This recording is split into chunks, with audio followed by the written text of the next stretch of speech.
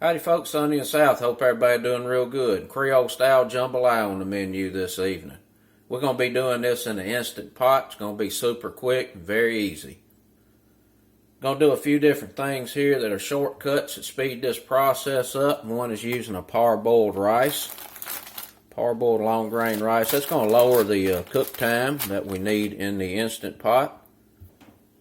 Another cut was a deli rotisserie chicken. Went through, pulled the meat off it, got it cubed and cut up. It's about 1.5 pounds, 2 pounds of chicken there. This is going to cook very quickly, and there's a few shortcuts used here, but I promise you, not sacrificing on flavor. The complexities of the flavor in this jambalaya is going to be just as good if you simmered it in the pot for an hour to get that rice all soaked up with those seasonings. Cooking that rice under pressure really just pushes these seasonings and spices into the rice, and that's what makes a good jambalaya. Other things you're going to need is 1 pound of andouille or some type of Cajun smoked sausage. You're going to need a can of diced tomatoes. You're going to need the Trinity. That's 1 small onion, bell pepper, a couple of stalks of celery.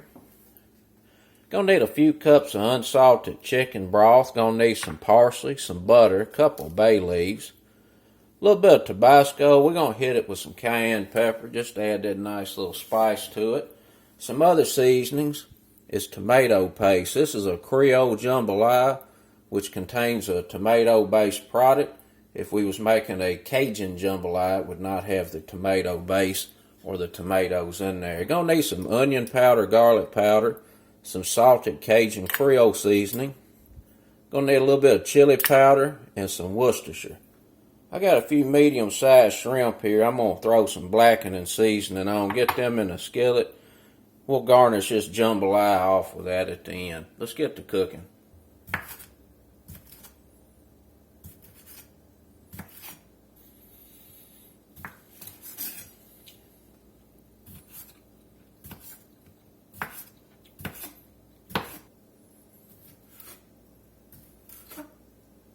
Alright, we got our sausage cut up, and the instant pot is on Sauté mode, heating up. We're going to get that in there and get it browned off. We're going to get a little olive oil in the bottom of this pot. I'm putting this sausage in there.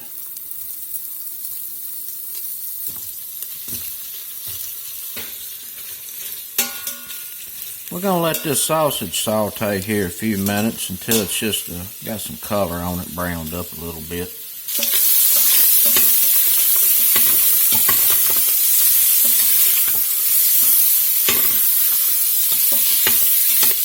We got the sausage browned up there a little bit. We're going to go in with a bell pepper, our onion, and our celery.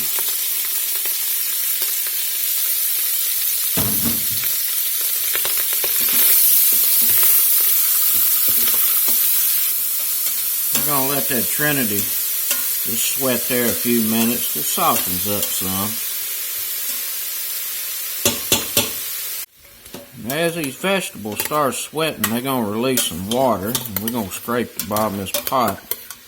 Get some of that fond broke up. Smelling good in the neighborhood. That Cajun sausage and that Trinity cooking together, smelling pretty good. We gotta get some other goodies in there. I'm gonna go in with 2 tablespoons of butter. We're gonna get some tomato paste in. It's about 1.5 tablespoons. I got some wet chicken base. I'm gonna put a little in there. This is an unsalted chicken broth. We're going to be adding salt with some Cajun seasoning. And I think it's going to need a little more, so I'm going to use this just to up that chicken flavor. Do about 1.5 teaspoons. We got some onion powder and some garlic powder. We're going to get that in there. Get this whooped around a little bit. Oh, it's smelling extra good now.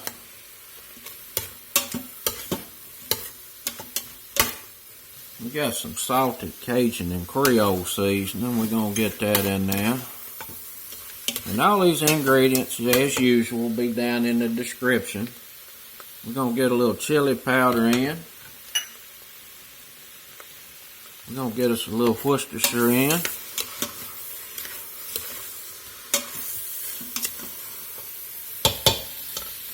I tell you what, I sure wish this pot quit sliding around on me. It's a little aggravating.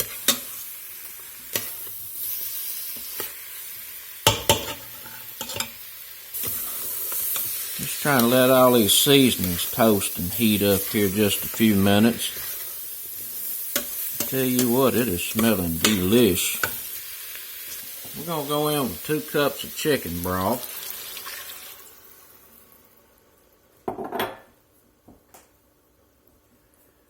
We're going to get them tomatoes in there, a can of diced tomatoes. We're going to get us some parsley in.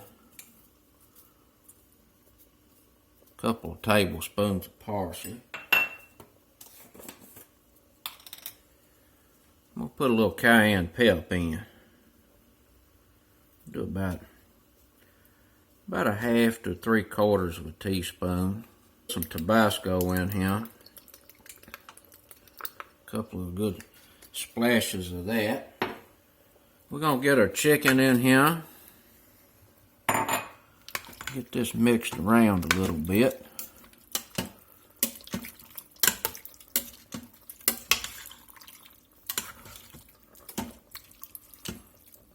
And what I'm looking for is for my liquid to be just a touch above all the solids. And it's going to need just a little more.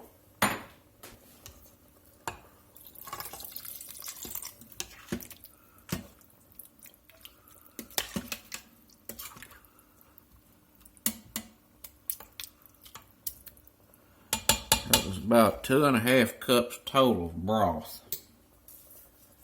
Got some bay leaves I'm going to lay in here.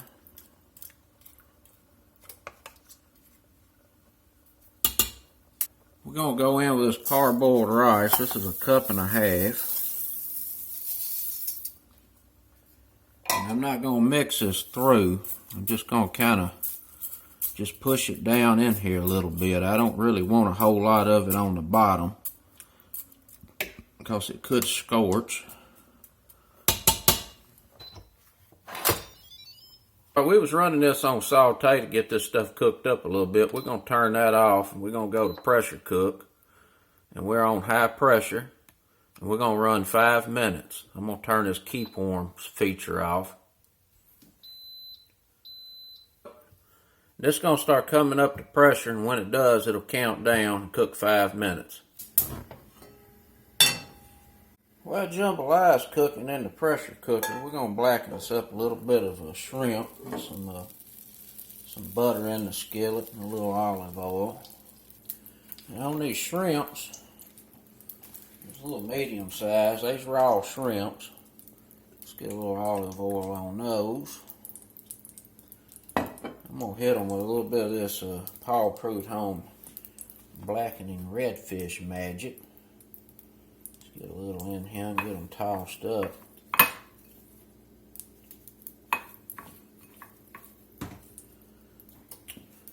I got a little smoked paprika I'm going to sprinkle in here too.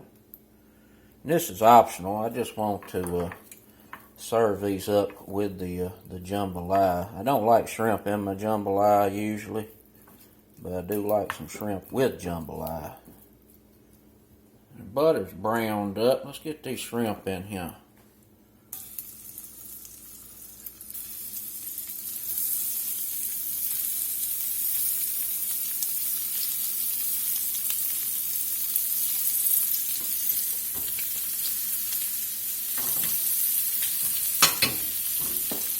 Get a little ventilation going. I'm going to get a good healthy dose of black pepper on these shrimps.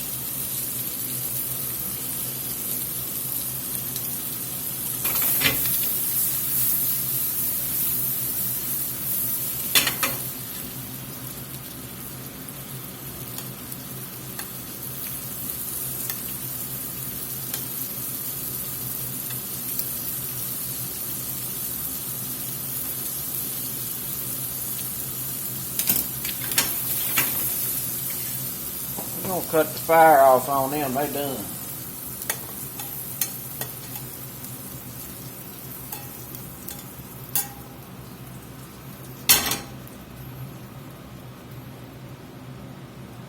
It's gonna be pretty good on that jambalaya. It's been cooling off naturally for about 5 minutes. I'm gonna just let the rest of this pressure out.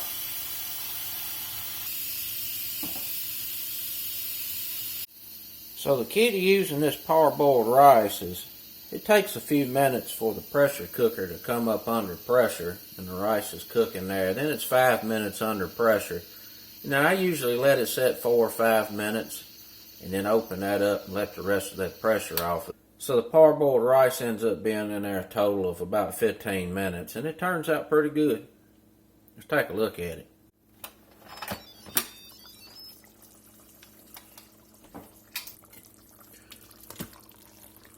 Now, there's quite a bit of liquid still in here, and that's alright because this rice is going to continue to soak that liquid up as it cools. It looks pretty good. I'm going to get me a little spoon here to see how we are on that rice.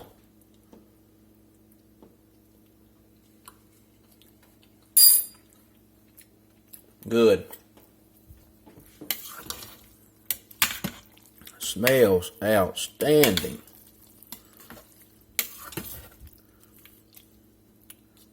Little bay leaves right there. Get that fished out. So I'm going to set the lid back on here. And I'm going to let that set about 5 or 10 minutes and let the rest of that liquid really absorb into that rice. That's been sitting there about 5 minutes with the lid on, and you can see the rest of that liquid has been absorbed into this rice, and it's nice and fluffy. It smells absolutely amazing. Go in here and get me a little hit. The seasonings are perfect. Let's get this plated.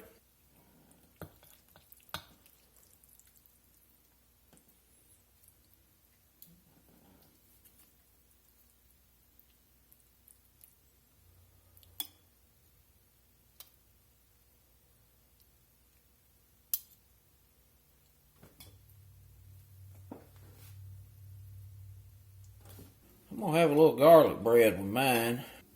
I'll sprinkle a little bit of chive on here. A little bit of parsley.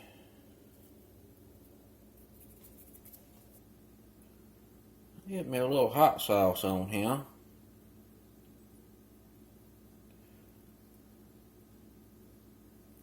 Here and give this a hit. Got a nice little chunk of chicken right there.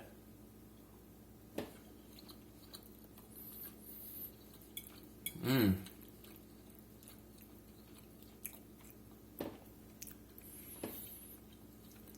I tell you what, that right there is good. It's what I do on the stove. It takes quite a bit longer.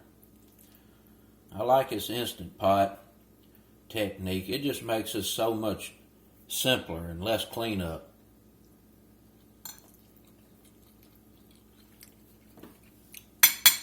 That's really good flavors.